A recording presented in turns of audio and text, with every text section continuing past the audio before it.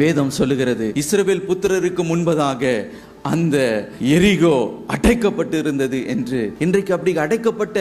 எரிகோகளை கண்டு நீங்கள் சோர்ந்து போக வேண்டாம். ஐயோ, நான் என்ன செய்ய போகிறேன், அடைக்கப்பட்டு இருக்கிற வாசல் திறக்கலையே, எந்த வேலையும் கிடைக்கலையே, கடந்தனே எனக்கு பெருகி கொண்டே போகிறது, நான் என்ன செய்ய போகிறேன், எல்லாம் அடைக்கப்பட்டு இருக்கிறது, நான் எவ்வளவோ பிரயாசப்படுகிறேங்க, எவ்வளவோ முயற்சி எடுக்கிறேன், எல்லாம் தடைப்பட்டு இருக்கு, அடைக்கப்பட்டு போன ஒரு நிலைமையில கிடைக்கிறேனே என்று அதை கண்டு நீங்கள் சோர்ந்து இனி என்னுடைய வாழ்க்கையில முன்னேற முடியாது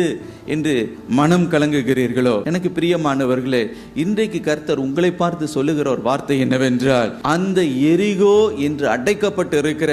அந்த மதில்களை இடிந்து விழும்படி நான் செய்வேன், நீ முன்னேறும்படி உனக்காக நான் யுத்தம் பண்ணுவேன், நான் ஜெய கம்பீரத்துடனே தடைகளை தகர்க்கிறவராக, உனக்கு யுத்தம் பண்ணுகிறவராக, ஆச்சரியமான விதங்களிலே உனக்கு வழிவாசல்களை திறக்க பண்ணுகிற தேவன்